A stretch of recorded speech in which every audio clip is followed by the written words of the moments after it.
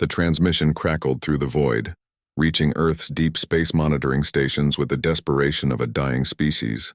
Ambassador Zethkar of the Villani Collective pressed his six-fingered hands against the communication console, his crystalline eyes reflecting the amber glow of his failing ship's emergency lighting. "People of Earth," he began, his translator struggling with the alien harmonics of his voice. "We come to you not as conquerors, but as the conquered. The Devourers have swept through 17 systems. Our worlds burn. Our children starve. We have heard legends of human compassion, of your species' unusual tendency to aid even your enemies. We beg you, send whatever help you can spare." The message ended with coordinates to a barren moon on the edge of contested space, where the last remnants of 3 alien civilizations had gathered: the insectoid hive minds of Krex, the energy beings known as the Luminari, and Zethkar's own people, the proud Villani. In the halls of the United Earth Council, the debate raged for exactly 17 minutes. "They're asking us to interfere in a galactic conflict we know nothing about," argued Councillor Martinez, her fingers drumming against the polished table. "They're asking for help," countered Admiral Chen, his scarred face grim with determination. "When has humanity ever turned away from those in need?" Secretary General Okafor raised her hand, silencing the room. "The motion passes. We help them. All of them." What followed was the largest humanitarian mobilization in human history. The first ships to arrive at the refugee moon were the Mercy-class vessels, massive hospital ships that dwarfed even the largest alien cruisers. Dr. Sarah Kim stepped off the lead ship, her medical team following with portable treatment units and enough supplies to treat 1 million patients. She found Zethkar waiting in what passed for the camp's medical center, a hastily erected dome where alien medics worked frantically over the wounded with inadequate supplies. "Doctor," Zethkar said, his voice heavy with exhaustion, "I must warn you. Many of our wounds are incompatible with your medicine. Our biologies are so different." Dr. Kim smiled, pulling out a neural interface headband. "Good thing we brought our AI diagnostic systems. They'll learn your biology in minutes. Now let's get to work." Within hours, human medics were performing surgery on creatures they'd never seen before, guided by artificial intelligences that adapted and learned at superhuman speeds. A hive-mind drone, its carapace shattered by devourer weapons, clicked in gratitude as nanobots repaired its damaged neural clusters. A luminary, a being of pure energy, found its fading light restored by human-engineered containment fields that prevented its essence from dissipating. The second wave brought the feast ships. Captain Rodriguez watched through the viewports of the Abundance as 1,000-ton cargo containers were lowered to the moon's surface. Each container held food synthesizers programmed with the dietary requirements of dozens of species, along with enough raw materials to feed an army. "Captain," his communications officer called out, "we're getting some strange readings from the alien settlements." "It's..." singing. It was. Across the refugee camps, aliens who hadn't tasted real food in months were gathering around human feast halls, their various forms of music blending into an otherworldly symphony of gratitude.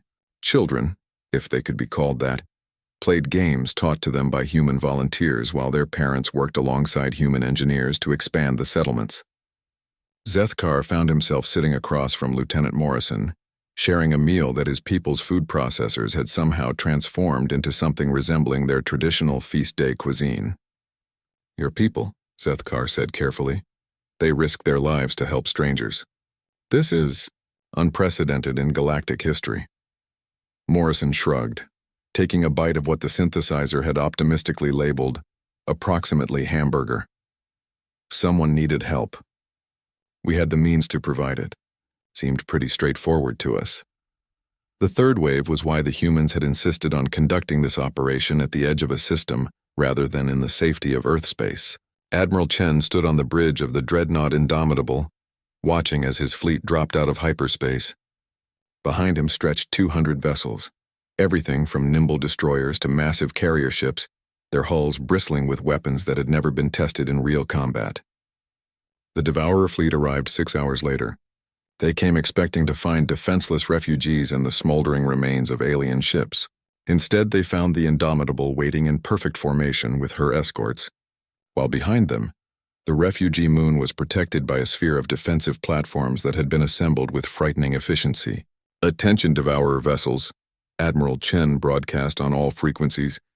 "You are approaching a humanitarian zone under the protection of the United Earth Fleet. Turn back now and we'll forget this happened. Proceed and learn why humans don't just help our friends, we destroy their enemies." The Devourer commander, a creature of pure malice that fed on suffering, responded by opening fire.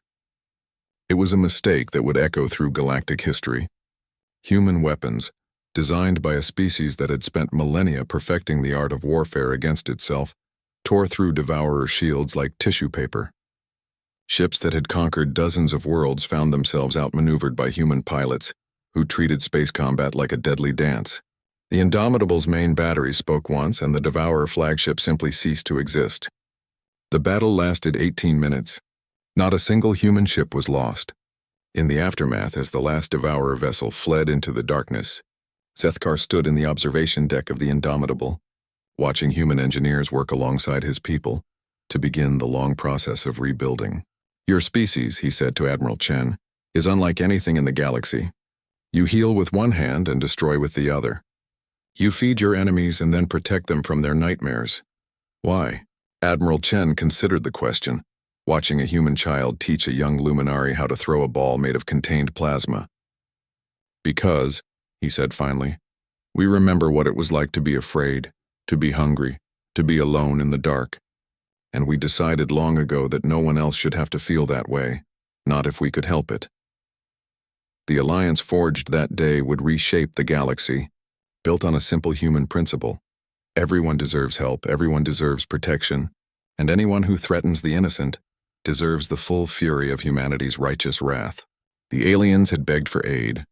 The humans had delivered it with a thoroughness that would be remembered for millennia. Feasts for the hungry, healing for the wounded, and for those who would prey upon the innocent. A fleet of doom that knew no mercy. After all, that was just what humans did.